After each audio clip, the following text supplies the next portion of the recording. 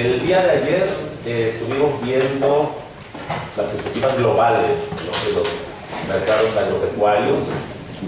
Vimos la forma en que se hacen las proyecciones por parte de la OCDE y la FAO. Y también después hablamos de las posibles incertidumbres o riesgos que nos pueden mover esas perspectivas para los próximos 10 años. Hoy nos vamos a centrar en América Latina y el Caribe. Vamos a hablar de lo que ha venido pasando en los últimos 20, 30 años en el sector y qué esperamos que suceda en los próximos 10 años. Bueno, la región ha venido mostrando un crecimiento bastante bueno de un poco más del 2%, e incluso hemos estado creciendo arriba de la OECD, el doble, mucho más que en la Unión Europea, pero no quiere decir que ha sido la región más dinámica, ¿no?, con el sector agropecuario más dinámico en los últimos 20 años, sino que ha sido esa compleja región de África subsahariana la que más ha crecido, seguida por Asia, este de Asia y Pacífico y sur de Asia. Y nosotros hemos crecido muy parejo, muy a la par del crecimiento promedio global.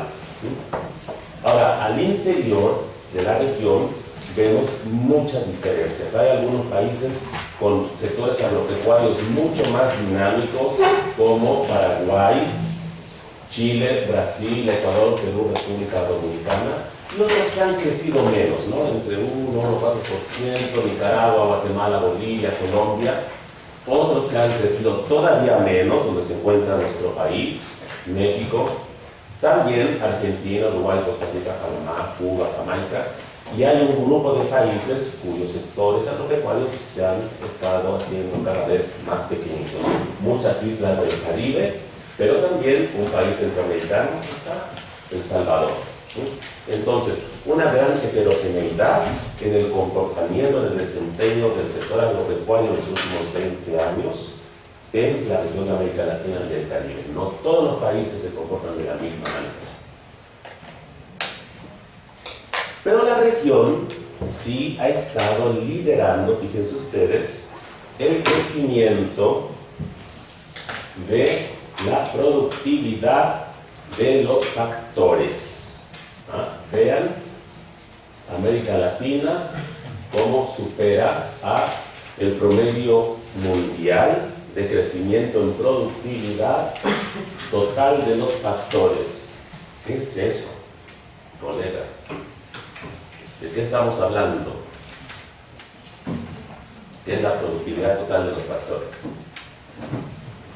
No levanten todos la mano a la vez, por favor. Uno por uno. Bueno, es cuando considero todos los factores que necesito para producir una unidad de producto, de lo que se les ocurra. Entonces, de manera ponderada, ¿no?, analizo tierra, capital, mano de obra, crédito, insumos, fertilizantes, todo, ¿no?, de manera ponderada, y veo si aumento yo una unidad de todos estos factores, en cuánto crece mi producto. Y en la región ha estado creciendo mucho más el producto que los factores, ¿no? Y hoy me recordaba el doctor Leos.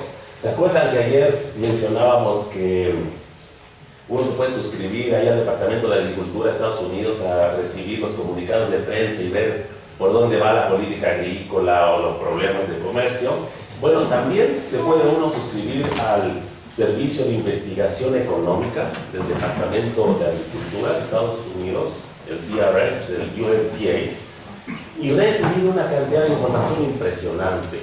Y hoy, tempranito, me comentaba el doctor Leos de que hay una reciente publicación sobre productividad, pero las hay también para ver de comercio, de exportaciones de Estados Unidos, de producción de... El Servicio de Investigación Económica realiza mucha investigación de la agricultura no solo Estados Unidos, de la agricultura mundial, ¿no? Entonces conviene suscribirse y estar recibiendo los mails donde nos indican de las novedades de este servicio. Bueno, entonces, ¿qué determina la productividad de los factores? Porque aquí sí no se van a escapar, porque quiero escuchar algunas respuestas. Sí, por favor. Yo creo que en gran medida se debe al avance tecnológico ya, la innovación, Ok, ajá. el cierre de la brecha, digamos. Sí, sí, desarrollo tecnológico, ir innovando, ¿cómo no? ¿Algún otro factor que influya en la productividad? ¿Sí? En la preparación de los técnicos, digamos, el capital humano. Capital humano, absolutamente. La vinculación de la tecnología. La vinculación De la tecnología, de las nuevas herramientas perdón, tecnológicas, no te digo.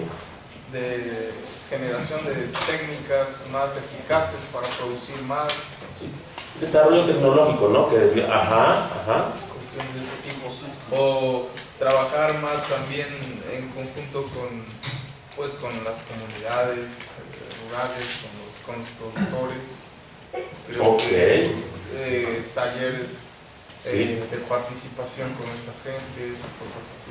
Absolutamente, sí, porque se requiere sí el desarrollo tecnológico, pero también hay que llevarlo a las comunidades, ¿no? Trabajar con ellas, ajá, o desarrollarlo con ellas, Con ellos. también, ojalá, ajá, sí. ¿Algo más? ¿Algún otro factor que se nos está olvidando? Dentro del capital humano también se habla mucho de salarios, ¿no? Si los trabajadores tienen buenos salarios, aumentan su productividad. ¿Cómo no? Sí, seguramente todo el manejo del recurso humano en el área de investigación, o sea, ciencia, tecnología, ajá. Sí, muy bien, y efectivamente, ¿qué determina la productividad? Y justo hablaron en primer lugar de investigación y desarrollo. Y aquí INIFAP ha jugado un papel, como no, relevante en los últimos 30 años, quizá en unos años más que en otros, pero de que ha contribuido, sin duda ha contribuido. Tenemos también Argentina, el Instituto Nacional de Tecnología Agropecuaria, también que es muy sólido, que trabaja no nada más con los grandes productores, ha desarrollado maquinaria, sistemas de producción para el pequeño productor también. Claro, ya los pequeños tienen otra dimensión, ¿no? Es otro nivel, pero igual, ¿no? Tienen el INIA, Instituto Nacional de Investigación Agraria en Chile, que, o sea, Chile no sería la potencia exportadora que es hoy sin un INIA. Tienen, por ejemplo, sectores como el de las berries, que antes nadie las conocía en Chile y ahora es quizá uno de los principales o el principal exportador del hemisferio sur. No le gana a México, pero del hemisferio sur. Y después vienen este gigante, Embrapa, en Brasil. Una institución de clase mundial que no le pide nada a cualquier instituto de investigación agrícola de cualquier país desarrollado. ¿Querías decir algo? Ok. Entonces, Beto, ¿te molesto? Creo que aquí es donde quiero mostrar qué ha pasado con el gasto en investigación, ciencia y tecnología agrícola, porque ayer José María dijo, oye, pero ha venido cayendo. Y eso es lo que también yo percibía durante muchos años. Pero la gente que está estudiando el tema, gente del IFPRI, esa manera, exactamente, nos dice, y que se pone a rascarle, ¿no? Porque no nada más es lo que gasta el INIFAP, son, ¿qué? En este caso, ¿no? El sector privado, las fundaciones producen, las universidades en todo el país, hay muchos lugares donde se hace investigación, ¿no? Agrícola. Entonces vemos, aquí le vamos a correr, ¿cómo me voy para la derecha? Con ahí está. Vean a México, por favor.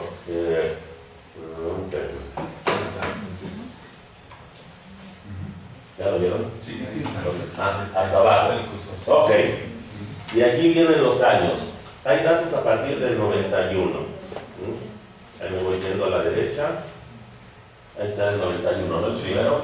Vean, 3.000 millones de dólares son constantes. Dólares de 2011, ya les contaron la inflación, ¿no?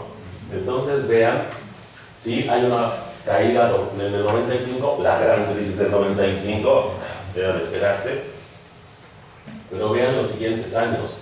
Vamos subiendo, acercándonos a 4.000, 4.500, 5.000, ¿ah?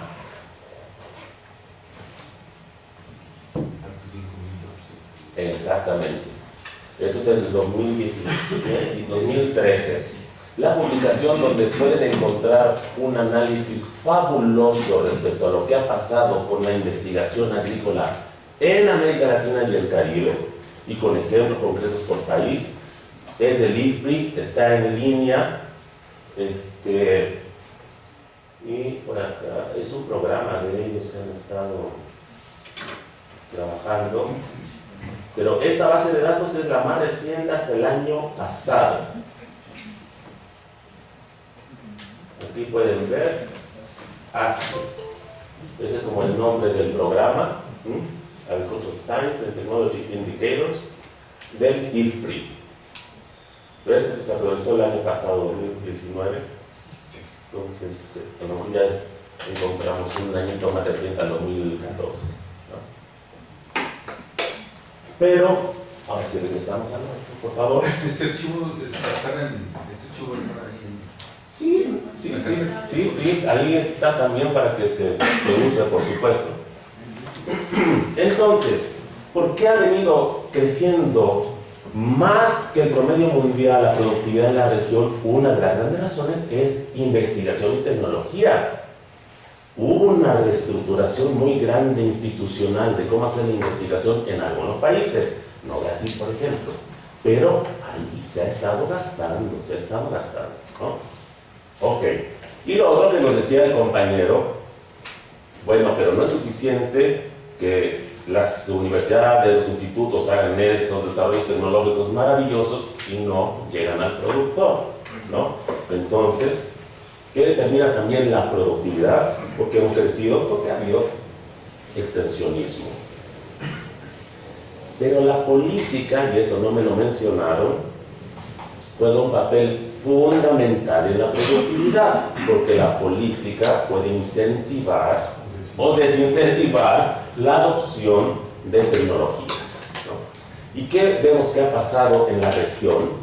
Pues han habido políticas que sí han fomentado, y en México se ha fomentado muchísimo la adopción de tecnologías mediante el programa de Alianza. Ustedes han de acordar de tanto programa que tenía, que si te apoyo para que compres la vaca mejorada genéticamente, y para que pongas el invernadero, y para que te compres el tractor, y no nada más en México, en otros países también tienen. Vamos a hablar después más, pero INDAP es un ejemplo muy interesante de cómo se ha venido apoyando los últimos 60 años al pequeño productor, ¿no?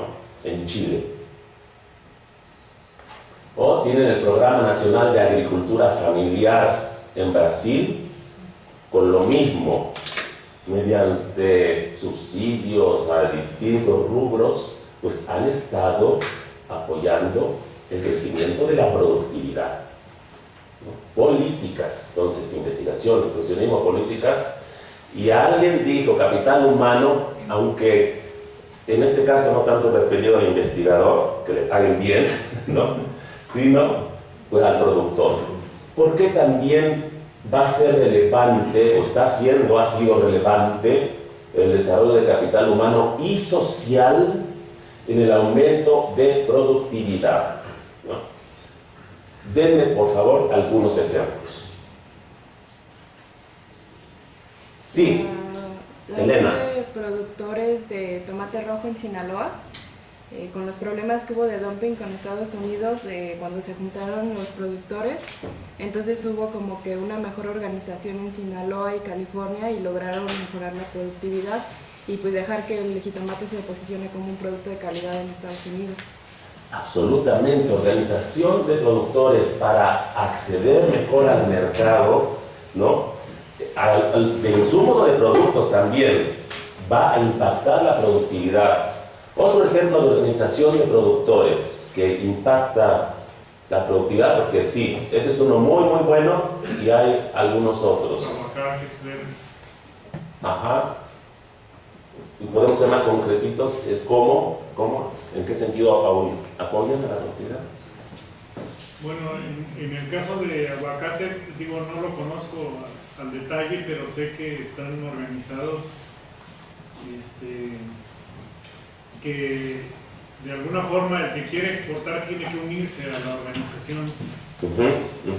Sí, y seguramente estos aguacateros ven que van a poder obtener mejores precios, estando organizados, y eso va a decir, bueno, pues sí, me voy a animar a meterle más en inversión de riego por goteo. Estoy inventando, no sé si se usa riego por goteo en un aguacate, pero quiere decir mayor productividad, ¿no? Entonces la organización de productores sí afecta también, ha estado impactando la productividad. Los agricultores, por ejemplo, ¿qué hacen ellos? Los agricultores como organización hacen investigación, ayuda en temas sanitarios al productor y para mejorar su productividad, ¿no? Y hablamos de distintos niveles porque tienen asociaciones a nivel local, nacional, regional. Hay asociaciones a nivel de América Latina de agricultores. Entonces impacta. Y el capital humano productor, yo lo capacito, va a aumentar productividad, obviamente, ¿no? ¿Por qué? Porque va a saber cómo hacer una mejor combinación de sus insumos para producir más. Por ejemplo, es súper sabido que en muchos países, incluido México, muchos productores sobrefertilizan, gastan de más. Entonces, alguien que se le capacite, productores que se capaciten, ¿sabes? Y que sepan que no tienen que poner tanto fertilizante para producir lo mismo, pues simplemente con eso ahí va a estar aumentando la productividad, ¿no? Es un ejemplo. Pero, antes de que, hay otras políticas que también establecen un marco legal que pueden ir en contra de la productividad o potencialmente pueden ir en contra de la productividad. Por ejemplo, la proscripción de los organismos genéticamente modificados en México, ¿no? Es una disposición legal que limita, digamos, el uso de organismos genéticamente modificados. Sí, semillas, por ejemplo. también. Hay otras políticas que también pueden afectar la productividad. Por ejemplo, en Estados Unidos, las cuestiones de salud animal, por ejemplo, de exigencias mínimas de espacio para las aves, por ejemplo, etcétera, etcétera, ¿no? Y desplazan producciones de unas zonas donde tienen elevado costo de oportunidad de los recursos primarios a otras zonas donde tienen menor costo de oportunidad de los recursos primarios. Sí. Toda la producción agrícola de California se desplazó a Nuevo México, a Arizona, por esta cuestión precisamente, por las disposiciones legales de salud animal. Y medioambientales, ¿verdad? Ok, entonces empezamos a ver. Es un marco legal también que influye sobre la productividad. Exacto. Y vamos a hablar después, es un tema importantísimo, José María, porque estamos hablando del área productivista y también del área medioambiental, fitosanitaria, etcétera, que tenemos que ir viendo cómo las vamos balanceando, y de eso también vamos a hablar en un rato, pero es uno de los temas justo del curso, ¿no? Exactamente, muchas gracias por ese comentario. Entonces, las políticas que aquí las presentábamos como de fomento a la productividad, tal como dice José María, también pueden desalentar la productividad, absolutamente. O reorientarlo, por lo menos. Para orientarla, también, exacto. Bueno, y esto es un ejemplo de cómo la productividad, el crecimiento de productividad también ha variado según tipo de productor, región, En el caso específico de Brasil se hizo un análisis bien interesante que había la información y fíjense los resultados tan interesantes, porque uno piensa pues es que el gran productor es donde más va a estar creciendo la productividad. ¿Y qué se vio en Brasil? Se vio, sí, pero también en los pequeñitos, son los que registraron del 85 al 2006 el mayor crecimiento de productividad en términos de país, ¿no? En general de todo Brasil. Los más grandotes, los más pequeñitos fueron los que más crecieron en productividad. Miren, más de 500 hectáreas y de 0 a 5. Las medianas explotaciones de 100 a 500, en términos generales de todo el país, fueron las del crecimiento más bajo, las medianas. Y también hubieron diferencias respecto al grado de especialización. Quien diversificaba más se encontró que podía crecer más, a diferencia de lo que uno piensa a veces, ¿no? Especialízate para economías de escala, ¿verdad? No, estos crecieron más diversificados. Y la región también influía, porque el mayor crecimiento de la productividad total de los factores en el nordeste del Brasil, que es la zona más pobre del Brasil, se registró en la categoría de 5 a 20, ya no fue en la de 0 a 5 con las grandototas, ¿no? Y en el sudeste creció mucho más la productividad en las de mayores de 500, entonces la región también influye. Y estas situaciones, júrenlo que la vamos a encontrar también en México, en Colombia, en muchos países. Esto sucede, ¿no? Y donde interviene, ¿por qué creen que hayan crecido más estos y estos? Ya vimos los factores. Una clave fue la política.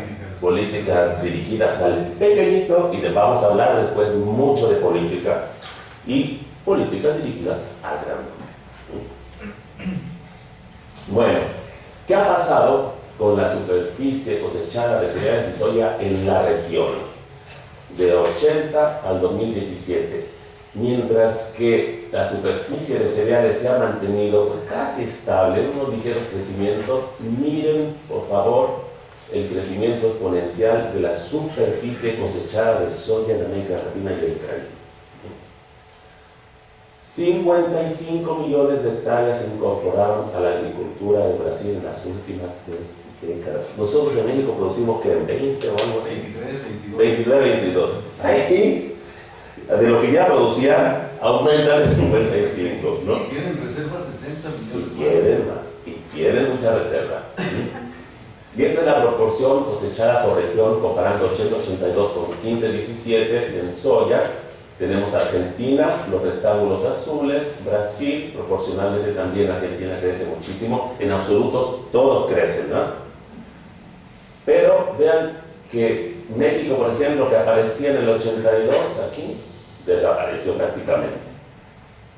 En cereales, ya pinta un poquito más las otras regiones, pero dominan absolutamente Argentina, Brasil, y otros países del sur, Paraguay, Bolivia. Y respecto al inventario ganadero que ha venido pasando, aquí tenemos, estamos comparando nuevamente 80-82 con 2015-17. Aves, un crecimiento exponencial, vean, son los rombos los que nos están indicando el número de cabezas, ¿no? Vean cómo crece el número de cabezas de aves. Impresionante. Obvio que no puede crecer tan rápido, pero crece también el ganado, crece un poco porcinos, cabras, y la participación de los países, cómo domina el color azul, ¿no?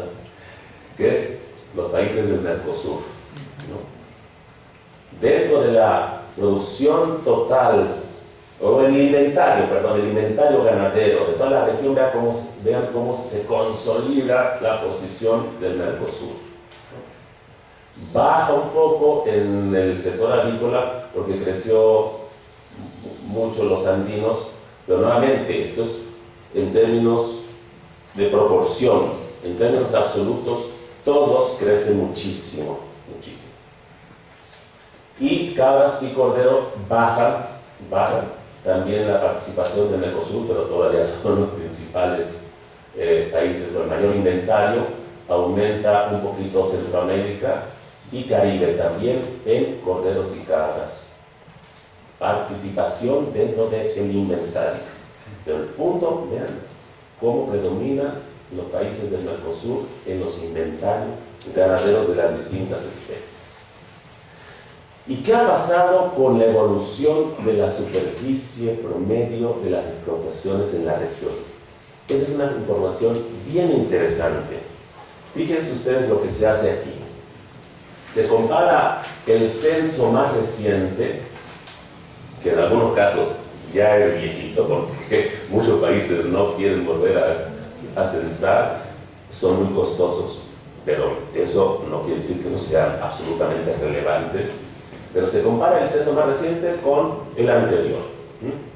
Y vean cómo en países, sobre todo del Mercosur, Paraguay, Argentina, Uruguay, Brasil no, hasta acá, nos quedamos en Venezuela. Esos primeros 5 países. La superficie promedio aumenta, por ejemplo, Paraguay, desde 77 hectáreas, este no le haga caso, miles, es un error, ¿no? Pasa de 77 a 107 hectáreas. En Argentina, la superficie promedio por productor aumenta de 423 a 524 hectáreas. Uruguay, de 296 a 361, Chile 111 a 121, Venezuela 60 a 63. Hay un proceso de concentración de la tierra en estos países. ¿Y qué pasa con Brasil, Perú, México, Costa Rica? Como países, en promedio, hay un proceso de fragmentación de la tierra. La superficie promedio, la explotación promedio en Brasil pasa de 72 a 63, en Perú de 20 a 17 hectáreas, en México de 24 a 20 hectáreas, Costa Rica 31 a 25, Nicaragua 45 a 31 y El Salvador de 3,5 a 2,3.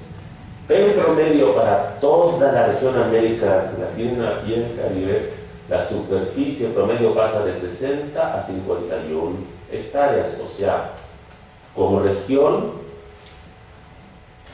hay una mayor fragmentación porque pues está pesando Brasil y México, ¿no? Aquí en estos promedios.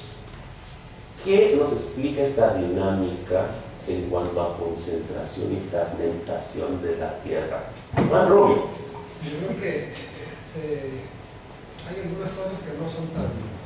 Los censos, tú ves el último, el marco muestral que se actualizó en México apenas para el tema del censo, que no se ha hecho, digamos, habla de un tema del tema de la renta, la parcería. Y ves por estados, hay estados donde es bajísimo, casi inexistente, ¿no? Y uno sabe qué pasa así, pues, o sea, yo creo que también las políticas que México se han destinado al dueño de la tierra viven, que la gente declare que está rentando, poniendo la parcería, e incluso haber vendido la tierra. Pues yo creo que no son tan reales los datos que se ponen ahí, que en México la concentración de tierra se ha dado vía esquemas de venta, de renta, parcería, y no se reflejan en los censos. Absolutamente. Por el tema de los incentivos de las políticas. Sí. El granos es inconcebible, trigo, maíz, todo eso, sin un proceso de concentración. O sea, no sería viable. Entonces, tú ves el 60-70% de la tierra que siembra un productor de maíz, de trigo, todo es tierra rentada. Y sin embargo, no está declarada de esa manera. Pues. El aguacate, por ejemplo, los berries, es en tierra rentada la mayoría de veces y no está así declarada. Pues. Muchos de los apoyos del Procampo y todo eso van a los dueños de la tierra, pues entonces todavía la tienen. Sí, Manrubio toca un tema fundamental al que nos vamos a referir en la siguiente lámina precisamente. Se me adelantó Manrubio, como siempre. Pero, asumiendo, Manrubio, que le creemos a estos censos agropecuarios, ¿no? ¿Qué podría explicar un crecimiento en el tamaño promedio en otros países, en superficie promedio, una concentración de la tierra y una fragmentación en estos otros países? Decíamos que la observación que hacía Manrubio, en todo caso, subestima, ¿no? Y entonces el proceso sería mucho mayor. Exactamente. Sí, la concentración. Sí. O que es donde hay supuestamente fragmentación, quizá también está habiendo una importantísima concentración. Bueno, pero ¿qué factores pueden estar explicando por qué se concentra la tierra? ¿O por qué se fragmenta? Porque hay fragmentación, hay también. Sí, la misma caída de precios. Yo creo que si hay una concentración es porque el producto o los cultivos que se generan en esa región son redituables, entonces eso permite ampliar la frontera agrícola. Si no fueran rentables, la frontera agrícola, pues sucede, ¿no? Lo que aparentemente estamos viendo en números negativos, porque ya los productores no les conviene, entonces lo que hacen es ya sea rentar o vender sus tierras y se puede apreciar un proceso de fragmentación porque unos pocos concentran, pero otros, en realidad no es que se amplíe una frontera agrícola, solamente se está traspasando de un productor a otro. Para hacerse más rentable, más competitivo. O sea, hay economías de escala. Los economistas lo entienden muy bien, pero es un desarrollo que no nada más sucede en el mercado de la tierra, sucede en todos los sectores. Concentra, porque pues, hay economías que te permiten ser más competitivo y ganar más. Pero también ha habido el desarrollo de mercados de la tierra que antes, incluido México, pues no había. Entonces, porque hay también cierta concentración, porque ahora puedo comprar tierras ejidales que antes no podía. Derechos de propiedad, claro. Exactamente, ¿no? Entonces, eso en cuanto a concentración. Sí, pero también hay una cuestión en torno a la política del gobierno que se aplica para apoyar estos procesos de concentración. ¿Seguro? Porque dentro del sistema económico es muy natural que la tierra se concentre y se desconcentre. Es parte del movimiento de lo que es la economía, pues, en términos generales, ¿no? Del modelo económico. Sí. ¿Sí? Pero lo que yo creo también que sucede es que esos procesos de especialización también son procesos orientados, ¿sí?, a rentabilizar mucho más regiones en aras de hacerlas más competitivas. Entonces se reorientan los estímulos, los apoyos hacia determinados productos y eso vuelve atractiva la producción en esos lugares. Y aunque coincido plenamente con Manrubio de que pues esto, por lo menos en México, no es tal, sino que hay un proceso de rentismo agrario terrible y eso nos habla de un proceso de concentración muy intensa. Sí. De todas maneras, el modelo funciona, o sea, yo te apoyo para que produzcas esto y eso hace atractiva la actividad. Sí, la política influye, absolutamente que influye, y también influye el sentido opuesto, y ahorita vamos a verlo. Entonces, concentración, ¿por qué? Porque ya hay mercados que antes quizá no había y por economías de escala. Fragmentación, ¿por qué? Porque sí existe, sí se está dando también, se ha estado dando.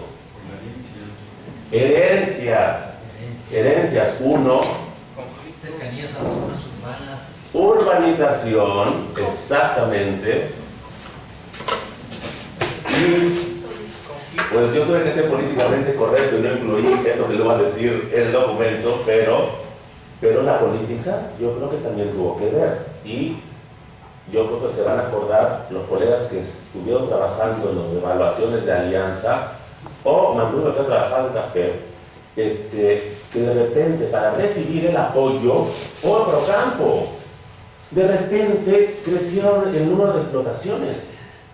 O sea, había más explotaciones, pero herencias, urbanización, por tener el acceso al apoyo, fragmentación, se refleja en una mayor fragmentación. Sí, recursos, exactamente, sí. Pero lo interesante también es que, aunque estos son los grandes promedios, estos fenómenos, con las causas que ya hablamos, los vemos en todos los países. En todos los países está sucediendo concentración, fragmentación, ¿no?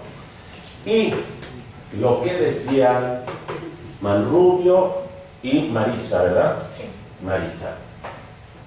A ver, no nos quedemos con los datos del censo, porque no nos da una idea clara del nivel de concentración de la agricultura en América Latina y el Caribe, porque hay un fenómeno de rentismo importantísimo y de agricultura por contrato.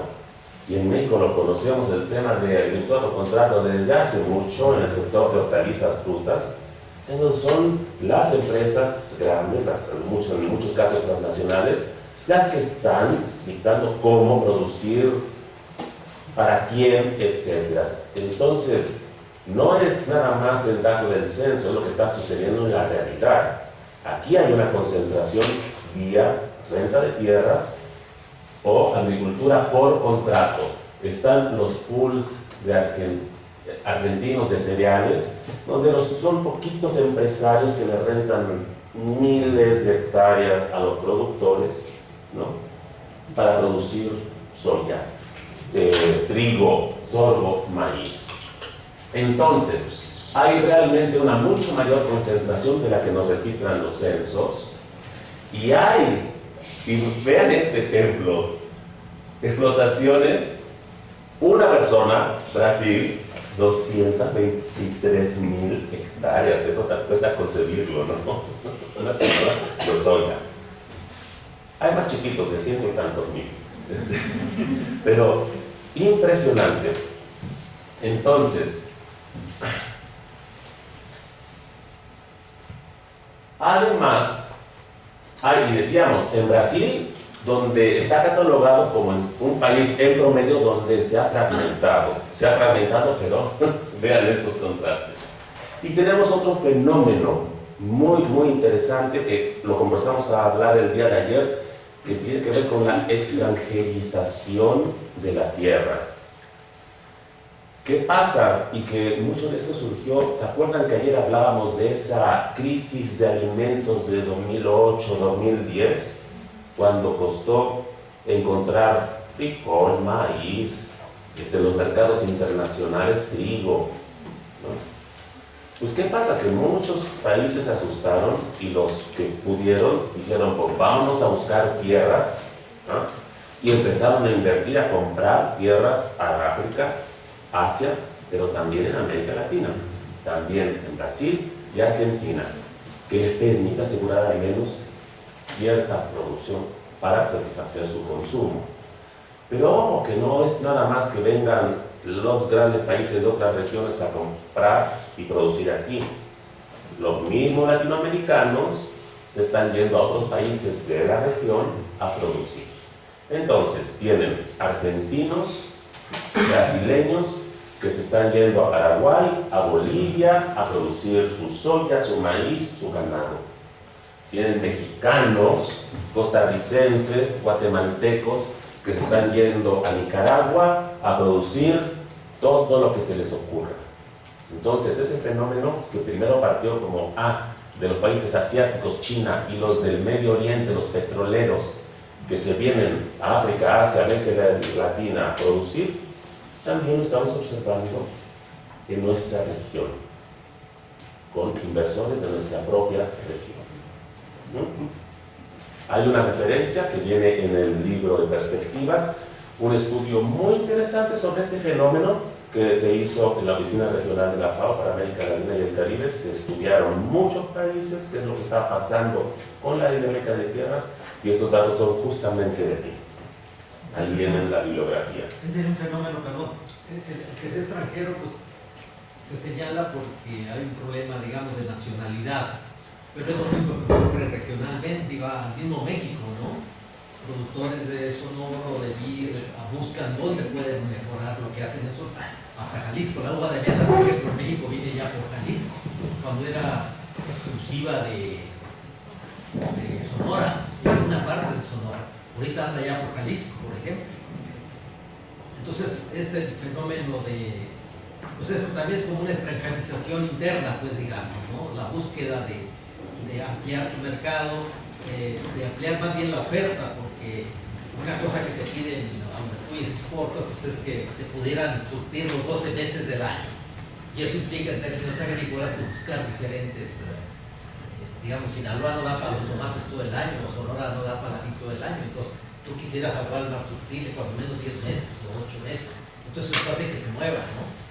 Y China es el ejemplo más grande que se hace en el mundo, ¿no? Que tiene algún nombre especial que no me puedo acordar en inglés de cómo se llama ese fenómeno. No recuerdo. LAN algo, pero no recuerdo cuál es el nombre que ya se le da en los estudios sociales, antropológicos, a ese fenómeno.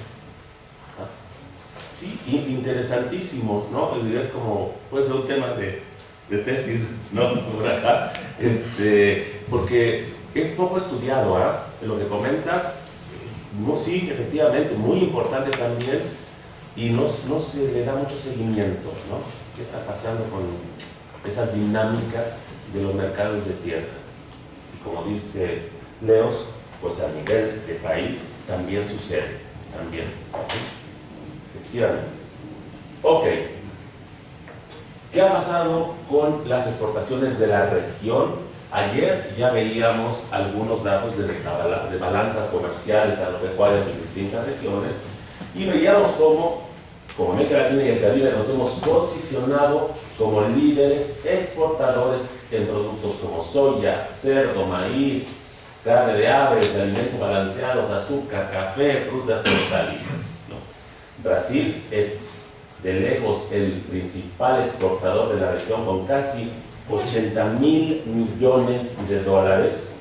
Le sigue Argentina con poco menos de la mitad.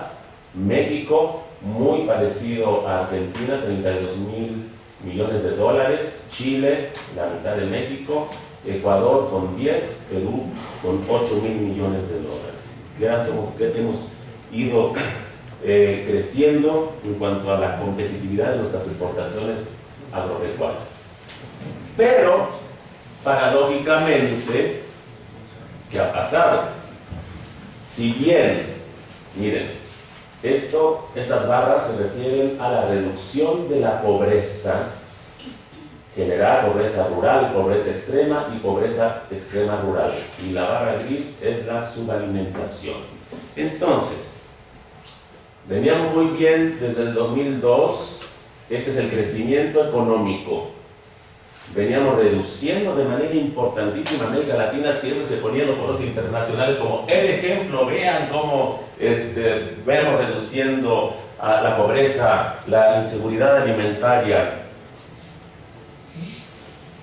Menos, pero igual se reducían de 2008 al 2012, 2014 cada vez menos, y 2015 a 2016 da un repunte. La pobreza y la inseguridad alimentaria. Pero vean cómo tiene una gran relación con crecimiento económico. Por ahí he escuchado a alguien decir: el crecimiento económico no es tan importante. No sé si les suena. Bueno, pues aquí vemos si es o no. ¿Es suficiente? No es suficiente para mejorar pobreza e inequidad. No es suficiente. Pero de que es indispensable y absolutamente necesario, sí. No hay pobreza, no hay crecimiento, no hay manera de mejorar pobreza ni inequidad, ¿no? Entonces, ojo con este tipo de discurso. ¿Y qué ha pasado con la región? Porque sí, ok, crecimiento del sector agropecuario y todo, pero vean el problema que se ha generado en la región de sobrepeso y obesidad. Del lado derecho tenemos sobrepeso, los azules, del lado izquierdo grises tenemos obesidad. En 30 años se duplicó, pasamos de 33 a 60% de la población con problemas de sobrepeso. México somos campeones, 65%. ¿Qué culpa tenemos de que la comida sea tan rica? No, pero no es eso. Es que también hay comida muy mala, muy mala. Bueno, y la obesidad se triplicó. Es un problema serio, muy serio de salud pública en los últimos 30 años. Estamos incluso por arriba en cuanto a sobrepeso y obesidad los países de ingresos altos que tienden a consumir tanta carne, tanta mantequilla, tanto, tienden a consumir tanto, ¿no? Y tenemos el doble del problema si nos comparamos con el promedio mundial. Esto es una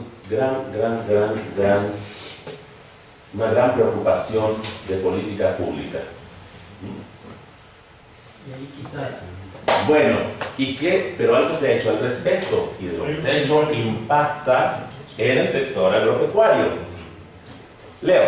Sí, no sé, que en la gráfica anterior que el problema se agrava mucho porque es en todas las edades y en todos los niveles de ingreso también. Absolutamente. Desde niños. Desde niños, ahí empieza el problema. Exactamente. Entonces, ¿cuál ha sido la respuesta del gobierno ante esta epidemia? Porque así se llama, y de hecho se trata en el capítulo, esta epidemia de salud pública, sobrepeso.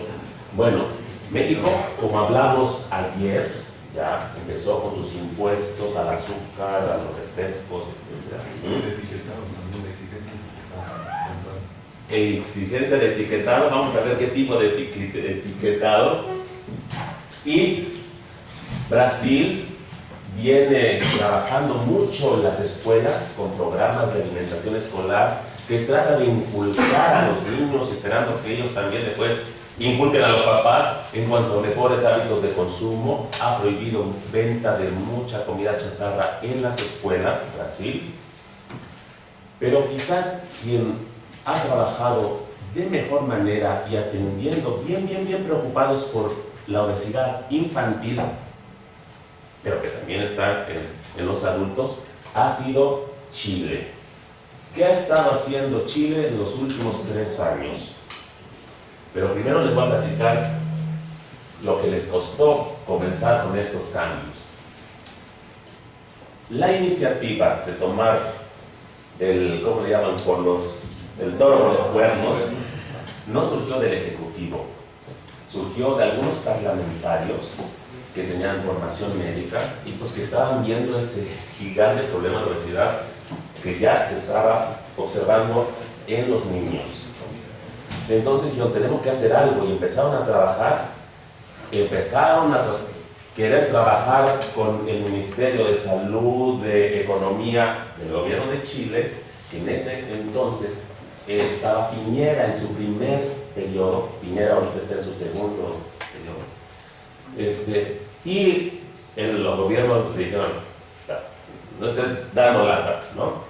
Pues tuvieron que plantarse a hacer casi que marchas ahí en la moneda para que pudiera comenzar el diálogo entre estos parlamentarios y el Ejecutivo, ¿no?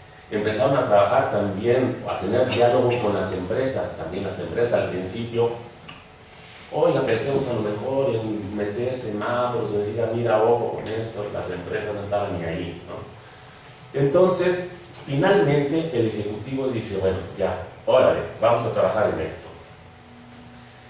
Y se dan cuenta de que era complicado, ¿no? Porque no había estándares internacionales, cómo llegar a la población infantil, que les interesaba mucho, no nada más a los adultos.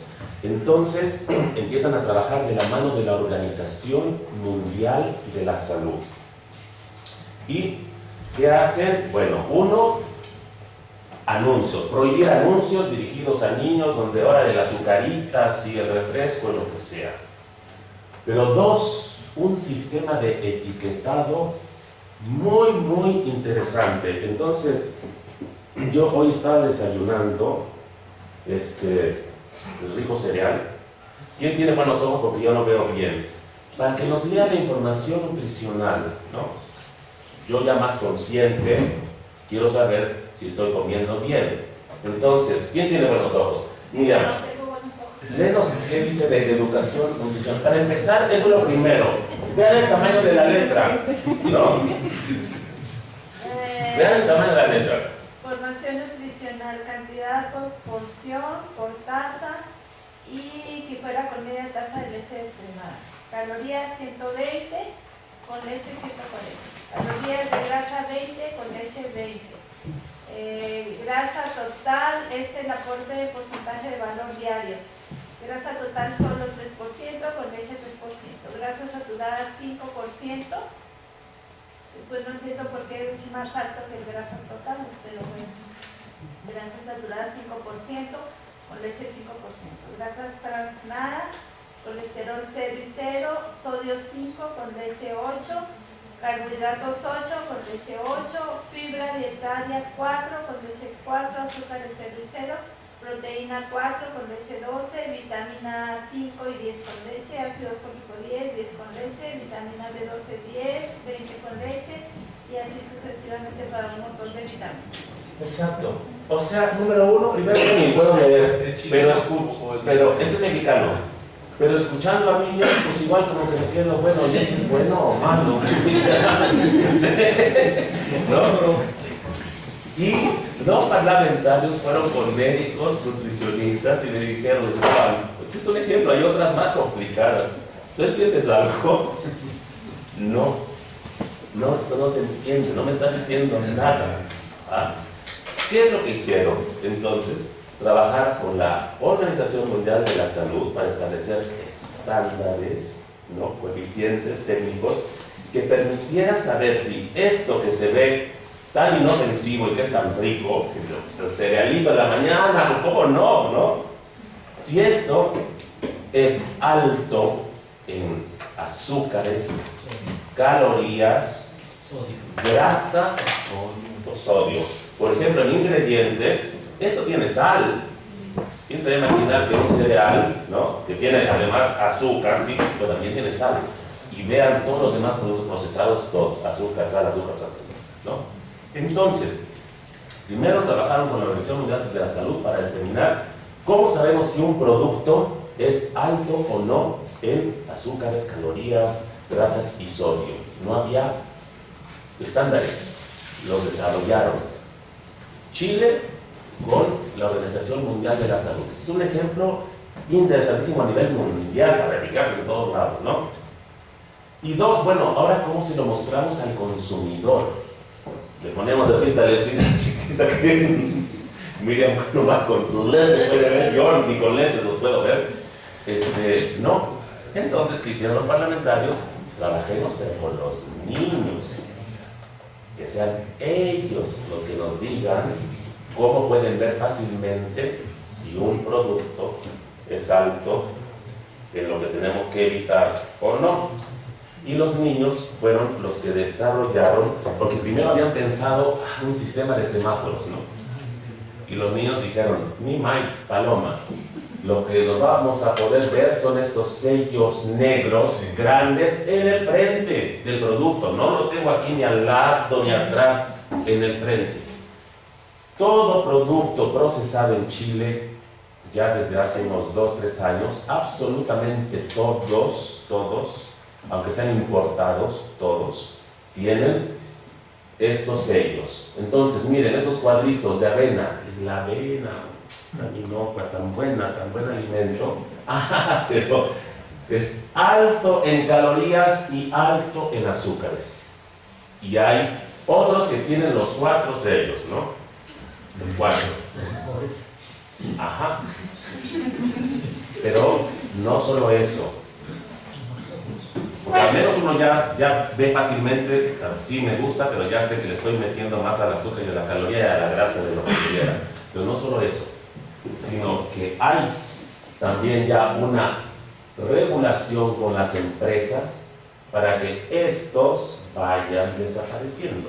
Tienen que reformular sus alimentos para bajarle azúcar, sodio, grasas y calorías. Ningún otro país del mundo ha hecho este tipo de iniciativas. Ninguno. Tendremos que copiarlo ahora sí, pero tal cual. Eso entra en vigor en México ya también. Con sello negro. Con sellos, no estoy seguro si negros, pero sellos. Así, advertencias, ¿verdad? En el etiquetado frontal. Seguramente inspirado en eso, porque Chile lo ha venido exponiendo en muchos foros internacionales. La FAO lo expuso, ahí fue donde también yo logré escuchar toda la historia que les estoy platicando, ¿no? Una experiencia muy, muy interesante. México está discutiendo la ley. México lo hizo reciente, pero haz de cuenta que lo hizo Quaker y las industrias. Entonces no sirvió para mucho y ahorita está en discusión nuevamente la ley de etiquetado. Una nueva ley, porque la nueva no sirvió para nada, era casi lo mismo. Ah, mira, ¿ves? Sí, exacto. O sea, las empresas obviamente cuidan. Imagínense el lobbying que hace Coca-Cola, que los Nestlé. No me cambie, por favor, la forma de promocionar y de vender, y mucho menos de producir, ¿no?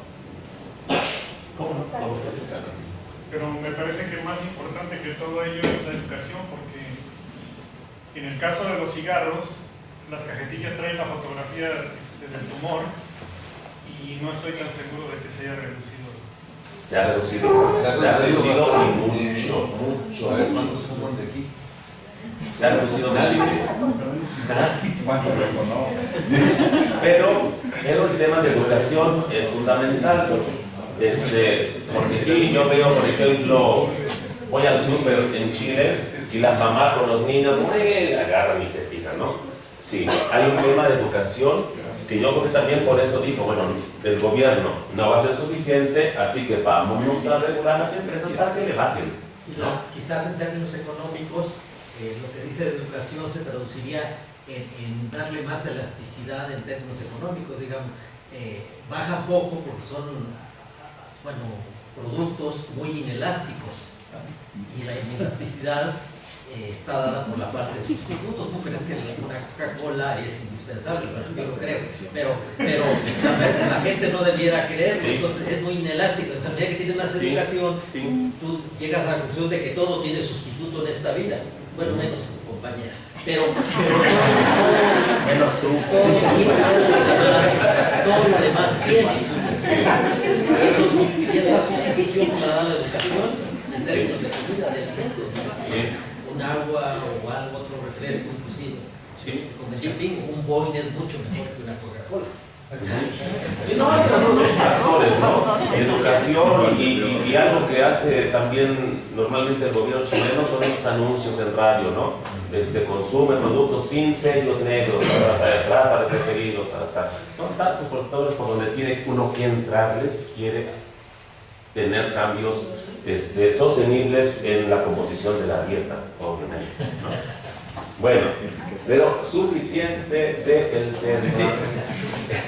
Y vámonos a ver perspectivas. Hablamos de evolución, qué ha estado pasando con producción, con el problema de sobrepeso, cómo ha estado respondiendo los gobiernos, y ahora vamos a ver un poquito hacia el futuro, ¿no? ¿Qué se espera de la demanda? Bueno, similar a las tendencias mundiales que presentamos ayer, en la región se espera una desaceleración del crecimiento de la demanda. Ya sabemos también por qué la población está creciendo menos de lo que crecía en años anteriores. El ingreso, miren, se asumió un crecimiento de 1,9 el año pasado cuando se hizo este trabajo, pero les aseguro que para la nueva edición esto se va a revisar a la baja por todo lo que ha estado sucediendo en México, en Chile, en Colombia. En México, bueno, ya es clara el estancamiento económico, ¿no? Pero en Chile, Colombia, que venían creciendo, la inestabilidad social ya se ha reducido en despidos. Obviamente, despidos significa menor demanda, ¿no? Cierre de muchas pequeñas empresas, entonces eso va a impactar.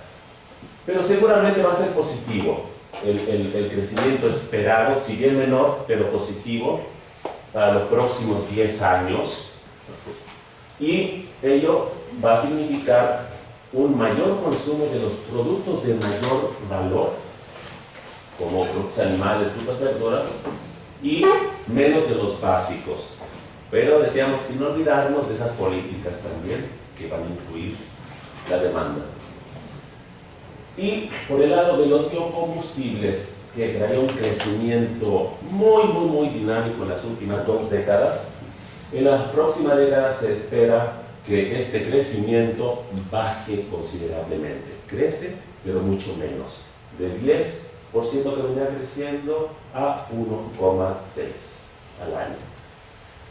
Y el consumo de carne también se espera que en los próximos 10 años siga creciendo, pero moderadamente, no como creció de 95 a la fecha. Miren, que aquí crecía mucho más. Y que sea sobre todo las aves en donde se registre el mayor consumo. ¿Por qué? Pues uno, por la percepción de que es una carne más sana, entre comillas. Ya para los que somos más vegetarianos les ponemos en duda también. Y la otra, por su ventaja de precio. La ventaja de precio respecto a la carne de res y la carne de cerdo. Por favor. La carne de ave tiene una ventaja sobre las otras carnes, que es la única aceptada por todas las religiones, porque la res y cerdo hay religiones que no. Absolutamente. También por eso, a nivel mundial, se observa la misma tendencia. También, absolutamente. El tema de religión, de que es la única carne que todas las religiones la aceptan, ¿no? Sí.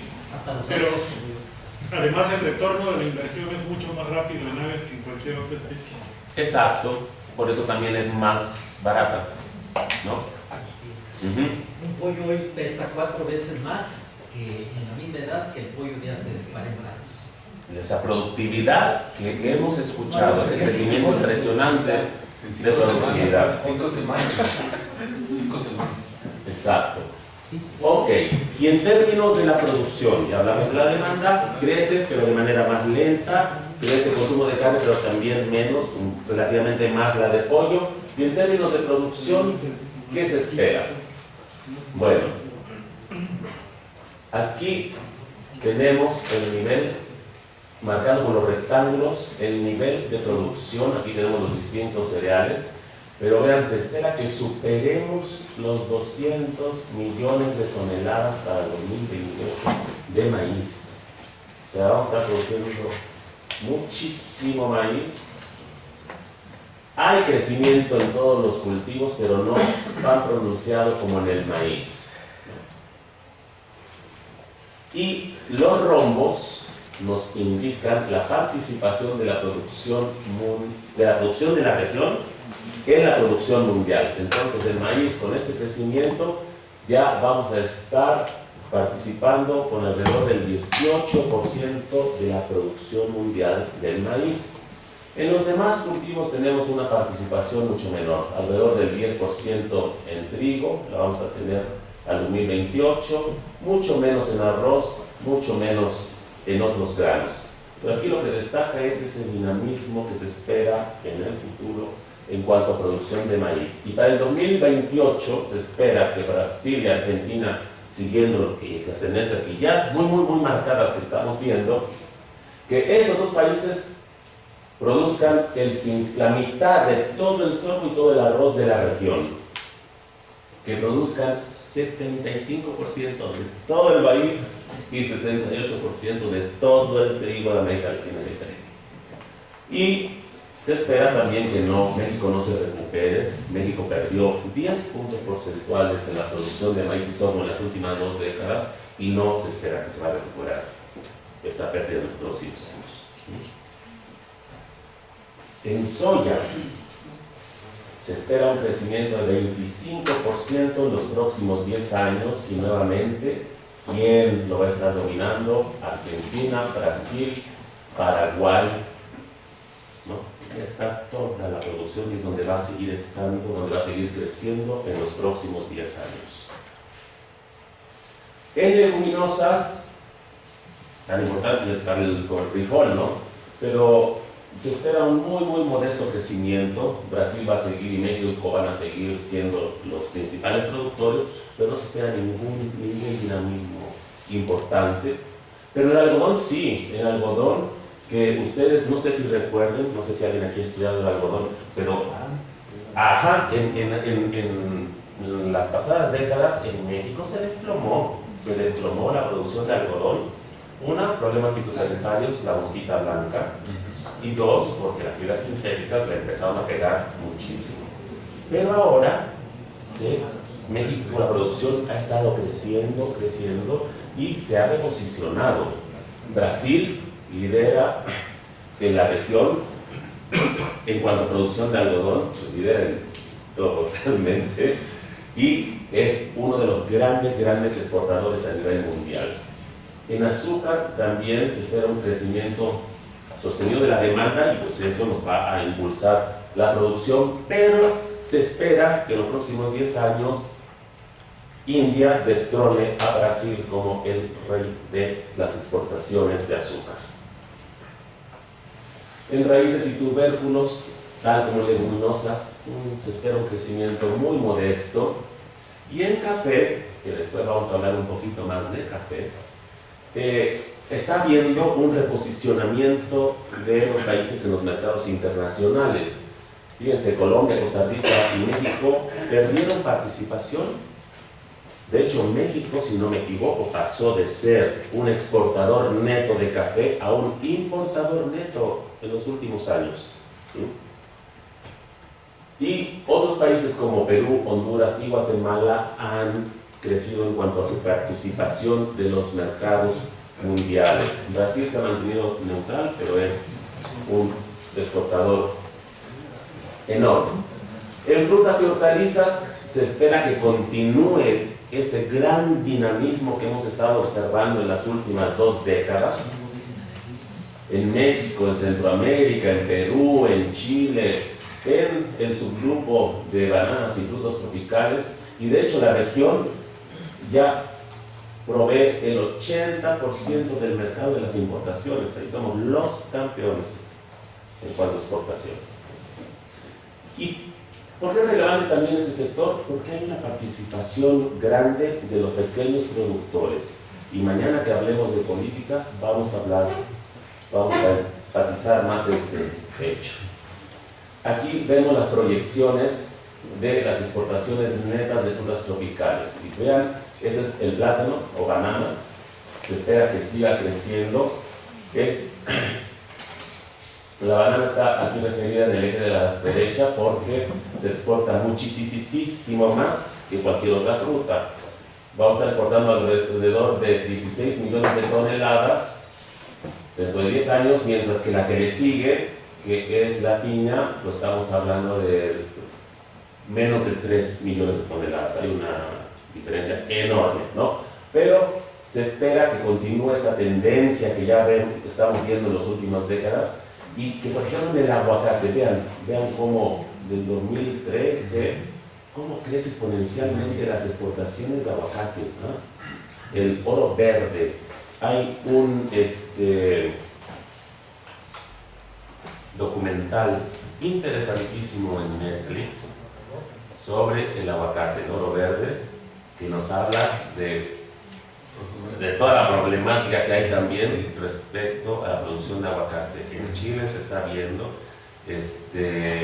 imagínense que se han quedado algunos pueblos enteros sin agua, porque el amigo, el pariente de los políticos en turno, pues compró el agua, porque en Chile se privatizó todo, para establecer sus huertas de aguacate de exportación, ¿no? Entonces trae este boom de exportación de aguacate trae también consigo una serie de problemas muy interesantes que pueden ver en Netflix. Eso lo podemos anotar en la bibliografía. Revisar. Ok. Bueno, pero igual se espera que siga creciendo las exportaciones, así como de mango, de piña, pero no tanto como las de aguacate. Tengo Bueno. una pregunta. Sí. En el Mediterráneo está creciendo mucho la plantación de aguacate. ¿Eso qué tanto afecta? ¿En dónde, perdón? En el Mediterráneo. España, España, Marruecos. Marruecos mucho, sí, muchísimo. España, le había naranja en Valencia. Pero todavía no ha crecido mucho, pero no se ve que le esté haciendo una gran competencia. Tú en Europa ves el aguacate y de dónde viene, viene de Perú, viene de México, viene de Chile. Ni siquiera ves, porque siempre te ponen, ¿no?, el lugar de origen, aunque Marruecos está produciendo ya mucho, pero no pinta todavía. Ok, gracias. Sí. Bueno, las fuentes de crecimiento de la producción agrícola en los próximos años, ¿de dónde viene?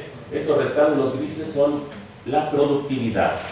Vamos a crecer porque estamos creciendo mucho en productividad, pero en el caso de la soya y las oleaginosas también, porque se espera que se van a incorporar nuevas tierras al cultivo. ¿Dónde? Ya sabemos, Brasil, Argentina, Paraguay. Ajá. Exactamente. Pero organismos genéticamente modificados. Claro. Sí. Exacto. Ganadería. ¿Qué se espera? En cuanto a su desempeño, se esperan crecimientos importantes, 16% en carne de vacuno y de ternera, 21% en porcino, 17% en ave, pero son crecimientos, decíamos, menores respecto al crecimiento de las últimas 2 décadas. Y nuevamente vean el color azul, Brasil dominando la producción de las distintas especies. ¿Qué va a pasar con la pesca y acuacultura? A ver si se acuerdan de la lámina que mostramos ayer, donde decíamos que a nivel global, en términos de consumo humano, ya desde el 2013, ya la acuacultura le había ganado la pesca, ¿no?, de captura. Y que el próximo año la acuacultura ya le iba a ganar a la pesca a nivel mundial. Pero a nivel de América Latina y el Caribe, vean, aunque sí va a crecer mucho más la acuacultura, 32%, va a crecer 7% la pesca, pero vean cómo todavía en términos de producción sigue siendo mucho mayor la que se genera en la pesca, ¿no? Y aquí tenemos a Perú y Chile con esas enormes volúmenes de pesca de anchoveta para la producción animal, ¿sí? Pero que recientemente les ha pegado mucho el niño, la niña. Si ustedes observan la pesca, la producción de captura, hay unas bajas impresionantes, pero en los próximos 10 años se espera un crecimiento del 7%. Acá está México, pero mucho mayor dinamismo en la acuacultura, y aquí nos vamos a tardar mucho más años para que la acuacultura represente al menos la mitad del consumo de pescado, ¿no? Bueno, en cuanto a perspectivas de comercio, no obstante que se ha venido desacelerando en las últimas 2 décadas, pues América Latina va a seguir creciendo, ¿no? Ya veíamos las proyecciones también el día de ayer. Habíamos pasado del 96-98 a los últimos años de tener un superávit de 12,54 mil millones. Y si recuerdan, lo que mostramos ayer va a seguir creciendo hasta los alrededor de 80,000. Eso es lo que se espera. Mientras que otras regiones van a continuar con sus grandes déficits de la balanza agropecuaria. Brasil va a seguir siendo una de las grandes potencias exportadoras. Argentina está en tercer lugar, Argentina está en el 10º, México está en el 13º, y van a seguir manteniendo su estatus.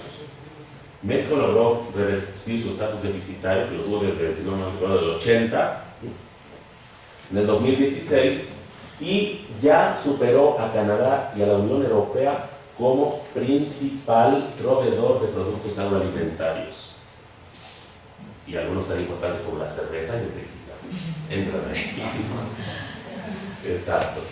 Bueno, definitivamente el comercio exterior es clave para la producción agrícola de la región. Vean cómo en azúcar más de la mitad de lo que exportamos se va para afuera, ¿no? Y se espera, estos son 3 periodos. El azul es 2006-8, 2016-18 el gris y este es 2028. Pero 50% de lo que producimos de azúcar va para afuera. En trigo casi también, y se espera que va a seguir creciendo la participación de las exportaciones en la producción total, menos en maíz, pero igual nada despreciable, un 35%, una gran participación de la producción, de las exportaciones en la producción de oleaginosas, aceites, poco menos de vacuno, pero igual somos de los grandes exportadores mundiales. Cerdo, ave y pescado, una interesante tendencia, todo es salmón. Y bueno, ¿quiénes son los principales exportadores por productos de la región? Ya lo hemos repetido una y otra vez. Vean Brasil, Argentina.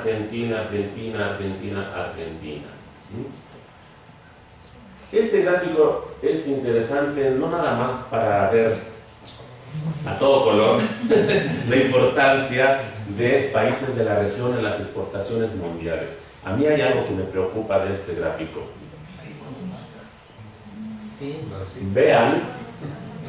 Vean, 1, 2, 3, Paraguay, 4 países, 4 controlan más del 90% de las exportaciones de soya. Hay una enorme concentración. ¿Ese es análisis mundial, del mercado mundial? Claro, ese es el mercado mundial. Queríamos resaltar la participación de los países latinoamericanos en cuanto a exportaciones, pero vean esto, esta concentración del comercio. Pero ahí no todos son productores, algunos son intermediarios, como Estados Unidos. Todos son productores. Todos son productores. ¿Canadá, por ejemplo? Claro, de puerco, Canadá es importantísimo productor de puerco. En el caso de Reino Unido, a mí me genera duda porque es un superficie. Australia. Luego maíz, fíjense. 1, 2, 3, 4 países, más del 80. 2 puntos para quien me diga. Tenemos Estados Unidos, Brasil, Argentina y... ¿de dónde es ese? Ucrania, muy bien. Ucrania. Pero vean esa concentración en cuanto a exportaciones, tremenda, ¿no? Tremenda. ¿Qué pasa si de repente aquí les llega una plaga y se afecta tremenda? ¿Ah? Entonces hablamos de la fragilidad también. Esto no viene en el documento. ¿No? Entonces es para pensarse, para preocuparse. Y miren, hablamos de, wow, la región de América Latina, gran exportadora de productos agroalimentarios, pero viendo lo que son cereales, son los países del Mercosur. Estas son la balanza comercial de cereales. Mercosur, Argentina, Brasil, Paraguay, Uruguay. Todos los demás somos importadores netos de cereales y se espera que para el 2028, a excepción de Colombia, estas importaciones van a seguir creciendo, ¿no? Entonces, hay muchos matices que debemos de tomar en cuenta cuando hablamos de comercio agropecuario de la región. Ahora, el foco de la política, ¿cómo lo valoras? No sé si seguramente no, pero ¿cómo lo valoras tú? El foco de la política actual es el tema de a veces mezcla de autosuficiencia y soberanía, digamos. Sí. El tema está en maíz, es trigo planificable, leche. Por ejemplo, en las proyecciones hablan de México, pues crece su déficit de grano. Ajá. Sí, en cereales. ¿Sería así, sí? ¿Cómo ves esta perspectiva que ustedes pintan contra el foco de la política? Pensando en la política de autosuficiencia, etcétera, como siempre Manrubio se me adelanta y ahora te me adelantaste un día completo, Manrubio, porque es el tema de mañana. Y es justamente de lo que se trata este curso, ¿no? Temas de política. Bueno, tenemos la dependencia y conviene meterle en cuanto a política a la autosuficiencia alimentaria. Eso lo vamos a estar discutiendo mañana. Exactamente lo mismo. Yo tengo una pregunta. ¿Cuál es la participación relativa del sector primario en Mercosur? Porque me da la impresión de que ellos están como si fuera México en los 70s, más o menos, ¿no? Sí, no. Y lo vamos a ver eso el jueves. El jueves. Ahí. Pero no están en los 70. Vas a ver Brasil, que 3 y cacho, 4 y cacho por ciento que representa el sector en su economía. Eso lo vamos a ver el jueves, cuando hablemos de caracterización de la agricultura y la región. Ok. ¿Y qué pasa con los importadores? Bueno, aquí, desgraciadamente, vemos México, aves, queso, maíz, leche descremada en polvo. Y aquí quizá no está tan concentrado las importaciones, a excepción de la soya, ¿no? Con China, Unión Europea, el algodón. A ver, nuevamente dos puntos. A quien me diga de dónde es esta bandera. Es africana. Es la norteamericana.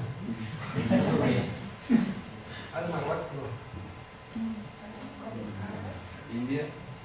No. Por ahí va.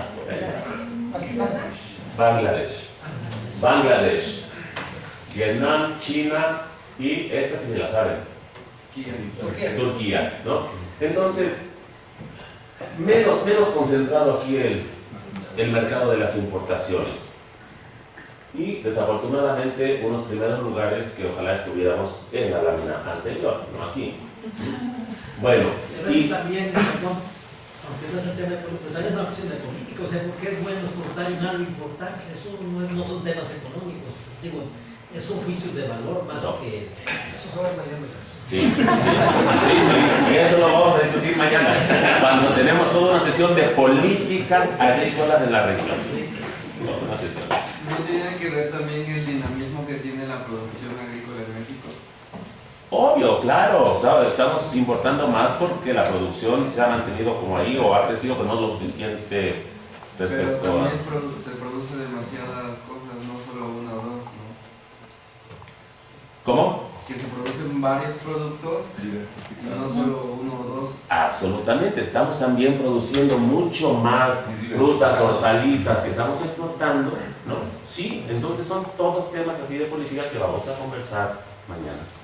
¿Qué tan adecuado es cuáles son los límites del pragmatismo pues, en la política? Porque lo que nos está reflejando ahí esa posición de México es eso. ¿Cuáles son los límites del pragmatismo en la política económica, finalmente? Sí, es para, exactamente. Ese es un resultado de eso. Exactamente, sí. Y de todo esto vamos a conversar mucho mañana. Incluso van a tener ejercicios, tareas. Bueno, y esta, mañana va a haber un ausentismo, ¿verdad?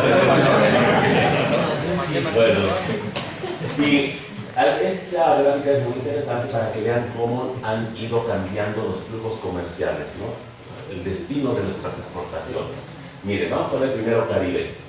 Estamos comparando 96-97 con 2015-17. Aquí la participación relativa de Estados Unidos aumentó. Y se entiende porque están ahí pegaditos a Estados Unidos con un acceso además muy preferencial, ¿no? Bajó Europa y Asia Central como destino de sus exportaciones del Caribe. Pero creció el comercio intrarregional. Allá les ha estado funcionando esto del mercado común caribeño, ¿no? Que efectivamente están intercambiando más entre ellos. Centroamérica también baja Estados Unidos y Canadá como destino de las exportaciones, baja Europa y Asia Central y crece bastantito el comercio entre ellos. También el mercado común centroamericano parece que está dando sus resultados y también crece el resto de América Latina. Miren, el resto de los países de América Latina como destino de las exportaciones de Centroamérica. Los andinos, la participación de Estados Unidos se mantiene más o menos, baja Europa y Asia Central y crece el comercio interandino, pero aquí empezamos ya a ver, miren, Medio Oriente, norte de África, y cómo empieza a crecer, ¿no? Y Mercosur, vean,